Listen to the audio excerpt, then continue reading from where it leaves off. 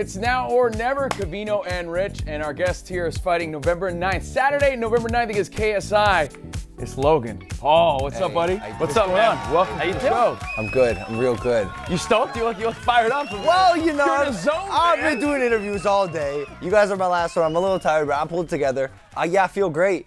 Good. By the way, that's like saying, I've been on a lot of dates today. You guys are the last ones. No, you better deliver. I'll treat you like the first. All Please right? do. Yes. So he's in the zone, and he's fighting on the zone. That's pretty dope, man. Staples Center, November 9th. Yes. I'm nervous just saying that for you. Staples Center, are you ready for this? Are you excited? You're nervous for me? A little bit. We can't have that. No, we can't have that. No, it's a big event, man. Yeah, it's big, man. I will say, though, so my first fight, amateur fight, 15,000 people were watching. It was at the Manchester Arena.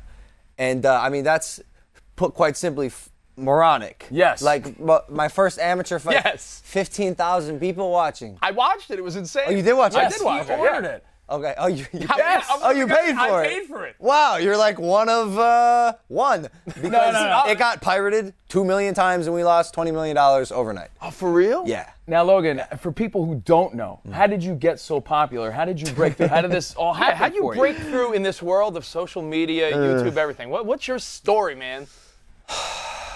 Such a great question. Yeah. Man, I don't know. You I don't don't know, know. right? Here's how. Okay. Boiled down, consistency, uniqueness, and creativity. Yeah.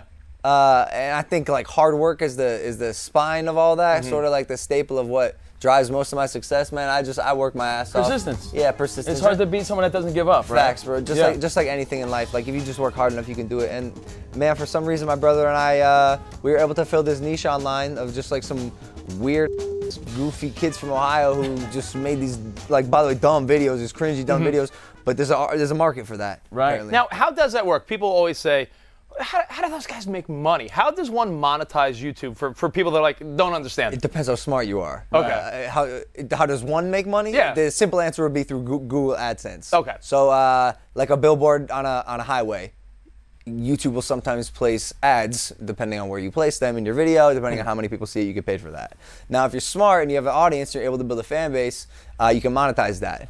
And my brother and I built brands. Right. I built my brand, Maverick by Logan Paul. He built his brand. We sold merchandise. Next thing you know, we're moving a lot of product. And a lot of YouTubers are capitalizing on that now, sort of that product model. Well, Yeah, that's congrats pretty on crazy, that, man. man, because you sort of created somewhat of a blueprint, and it works for you. Now, let's talk about this KSI guy, the rematch.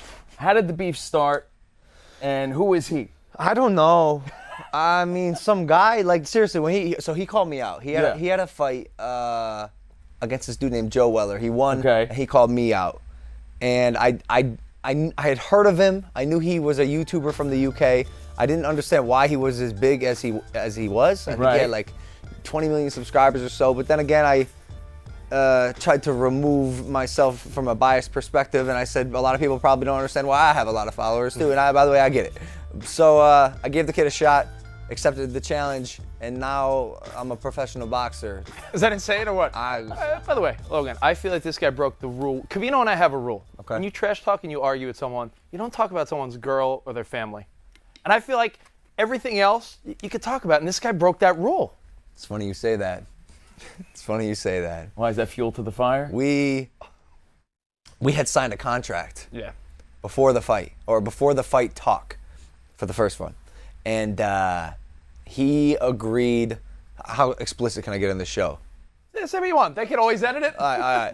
He agreed not to talk about Japan because it was the aftermath of Japan. Yeah. Right. Vulnerable time of my life. Kind of wanted to push that narrative away. Yeah. And I agreed not to talk about his past, where he had sexually harassed like a slew of women at a gaming convention. And it was Right. like this mutual understanding of like, yo, we both done some scumbag.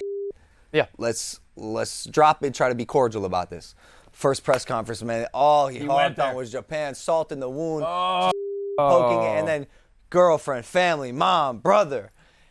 Wow. And it got a little too personal for me, and now I thoroughly dislike the kid and want to dismantle his So face. at Wow. first, what was like, yo, this could be a cool promotional fight. I'll whoop this guy. It'll be fun. You're like, yo, I don't like this. It's supposed to be an exhibition.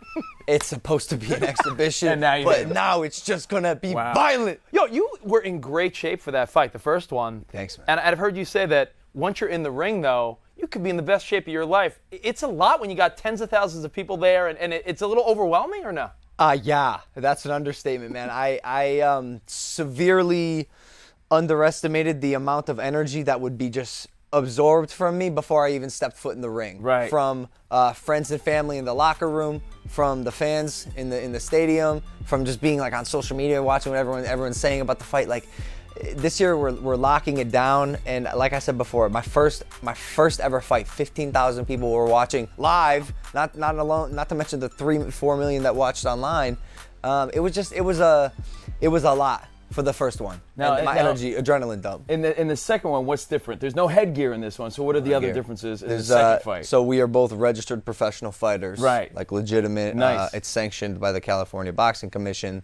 No head guards. And we're moving down from 12-ounce gloves to 10-ounce gloves. Violence. It's going to be violent. Yeah. And it's going to feel different. Yeah, probably, man. Yeah. By the way, was it easy to get commissioned by the state when it's like, hey, we're a couple famous YouTubers, we just want to fight, but no, we're legit fighters. Like, Man, was that a process? You think it would be. Yeah, you think. Nah, man. Showed up, got half a day's worth of doctor's exams, and now Wow. a professional fighter. You could do it if you wanted. Yeah, he doesn't want to. No, I don't Neither know. do I, to be honest. I'm a huge fan. But let's talk about the training now. Okay. So you got Shannon Briggs in your corner, right? Yeah. A former heavyweight. He fought George Foreman, Lennox Lewis. Yep. What are you learning from this guy, and how's the training going? Shannon is an animal. Yeah. He is one of a kind, and I will say there's a huge difference when your coach is a boxer of his caliber, right? Like a lot of coaches maybe boxed a little bit, they dabbled, or maybe they never boxed, and they teach you what they know. Shannon knows from experience. Most first-round knockouts in heavyweight history. He's a dog. He's not. I wouldn't even consider him a human, and he's changing me into this like beastly creature that's gonna finally get to blossom on November 9th. Guys, I'm locked up.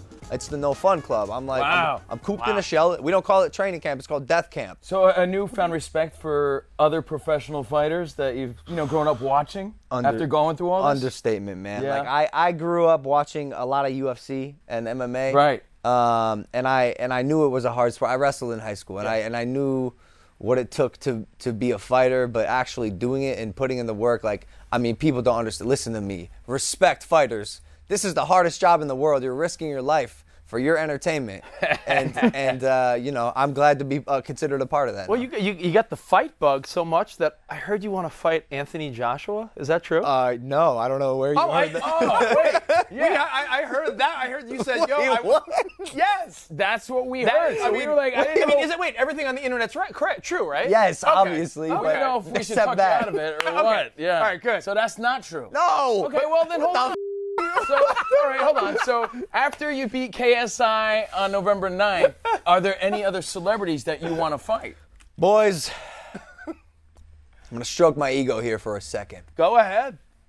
I think I'm at a level that is too skilled for any entertainer, YouTuber, celebrity. Yeah, so let's talk pressure real quick. Okay. We talked about the fight game. There's obviously some pressure, November 9th. You're going to be excited for that. You're ready. What about the pressures of social media, man? You have 20 million plus followers. Is that something that's constantly on your mind to provide this content and entertainment for them? No, because I don't go out much of my house, and when I do, then I tend to get reminded of like the mass traction that I've somehow garnered. Right. You forget sometimes. I stopped trying to comprehend it. Like I reached a point where this doesn't make any sense anymore. I'm a kid from Ohio who happened to like making videos, and this generation happens to enjoy consuming videos. Does your family understand it, or are they equally confused? Like, None of us. How is this doesn't make any sense, dude. I'm a dumb from Ohio who enjoys making videos. Like that's it. Hey man, well, crazy. We're wishing you the best. Thank you, Continued bro. success November Thank you. 9th Dude. at the Zone Staples Big fan. Center. Thank you, bro. See this guy, hit him up at Logan Paul, and good luck with the music and the fight and everything else. Thank We're you, pulling bro. for you, man. Yeah.